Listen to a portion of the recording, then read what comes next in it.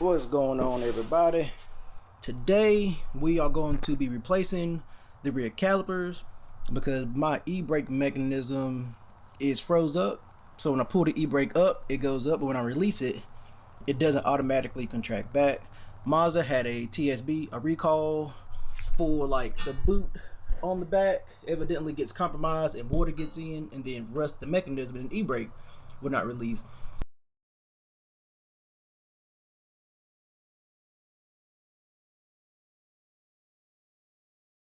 Well, I had that recall performed about 2 years ago, and about a year ago my e-brake mechanism stopped working. So about a year after they did the TSB the recall, my e-brake stopped working.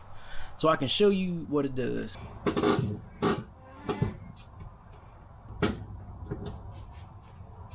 And you can see here that it released, but it didn't release back where it was before. What do is that would keep your brake pads engaged, and it would wear your brake pads, and it would cause them to get hot and smoke, and you'll start acting like you're smelling burnt wires. So you can see where it is right now.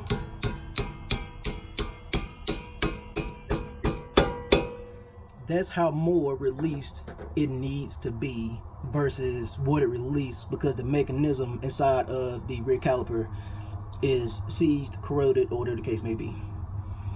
All right, let's see if these are the correct calipers.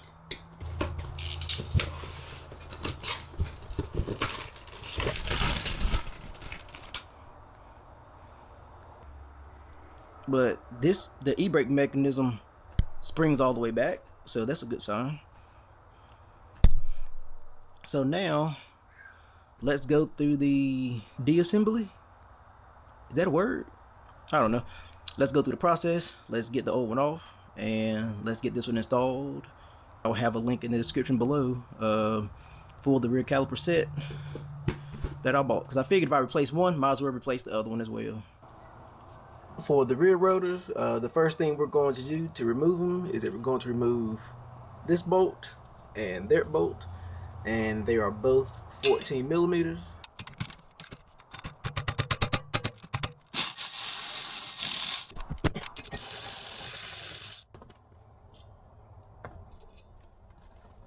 With those two bolts out, that will allow you to remove the caliper itself, which is what we are replacing. For the e-brake cable, well, I guess since mine is messed up, it kind of left some slack anyway. So this pulls out, and then on the cable itself, it has these little ears all around. You want to take those ears and just push them in. Alright, and there we go. The cable is released. So all we need to do now is take off the brake line for the caliper. So before we go and replace the rear calipers, you want to make sure that you have whatever brake fluid is recommended by the manufacturer. And I would recommend that you go ahead and fill your brake reservoir, because as you take the line off, it is going to leak out some fluid. So I think it's better to go ahead and fill it up, because you are going to lose some brake fluid. And the last thing you want is for your reservoir to get low, then you get air in the lines, and then you have to bleed all the brakes very well. Because now also with this, brake fluid is hydroscopic, so it does absorb moisture. So I'll make sure that you put the lid on your master cylinder, and when you're done with the bottle, put the cap back on the brake fluid. Now let's get back and let's install our rear brake caliper. Bolt that we are taking loose is going to be this bolt here on the bottom of the caliper. So the trick here is going to be to get it off as quickly as possible without losing a lot of brake fluid. The new caliper here, and if you're wondering why it changed colors, because it did. And if you check out the next video, you will see me painting all of the calipers and brackets. So now let's get to removing this bolt. It is a 12 millimeter. So let's break it loose first, and also make sure you have some cardboard down or something to catch the brake fluid, because you don't want to be cleaning up unnecessary spills if you don't have to.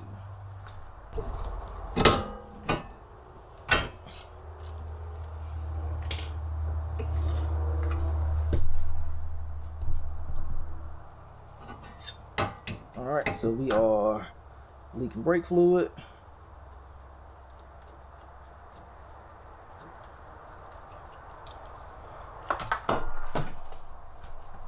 And make sure that you get the gasket.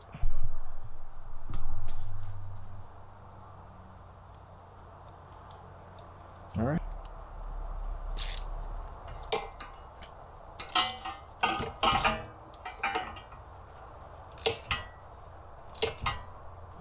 Alright, we got it tight. So let's get this screwed, let's get this placed in. Let's get our 2 screws and reinstall our caliper on our bracket.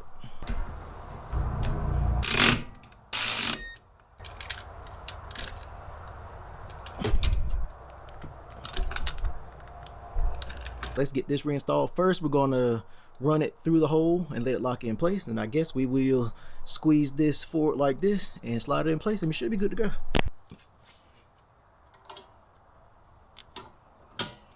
Alright, so we got that locked into place, and then we can, actually it'll be real easy. Extend it, and boom, there we go. Alright, so this is my setup for bleeding the brakes. I have some clear line that I had laying around, and it loops around and it goes into a little catch can, and this is what I use to paint my calipers. So if you want to see that, then it'll be a video probably after this one. So before you put the line on, I prefer using a box end wrench so I can simply release it to get the air out and then close it back. So I have my wife in the car, and we are going to get the pumping so we can go ahead and bleed these rear calipers. Alright, can I get 10 pumps and hold it to the floor? It's probably gonna feel real soft. Yep.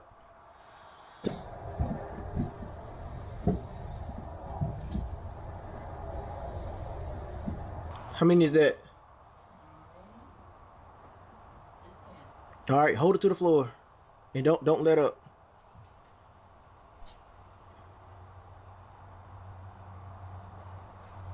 Alright, give me 5 more into the floor. I see the brake pistons moving, but they are going back. So we still got some air in the line. 5 into the floor. Alright, hold it down, please. Alright, we're gonna see if we got any air bubbles in the line. Oh, we got a bunch of air bubbles. Alright, 5 more, please. 5. Alright, after this one, we're gonna add some brake fluid to the reservoir. There was a little bit of air in that one.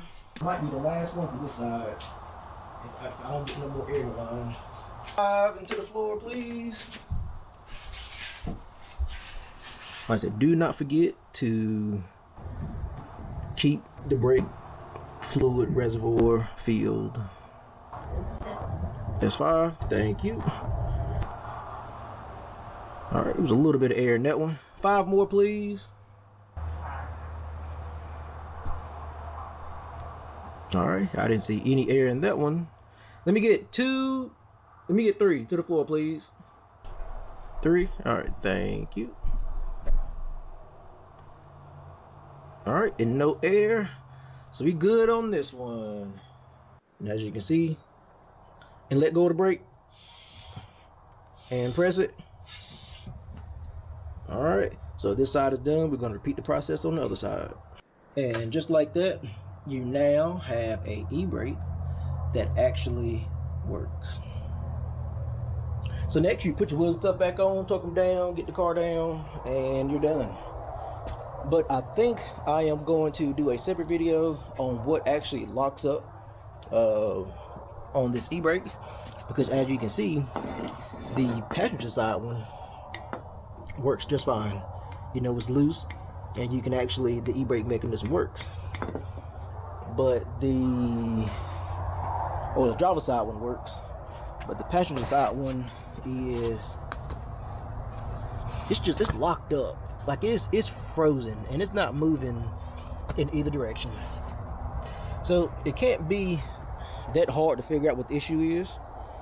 So I am going to, maybe the next video or a video down the road, I will take it apart and see if we can find what the root cause is.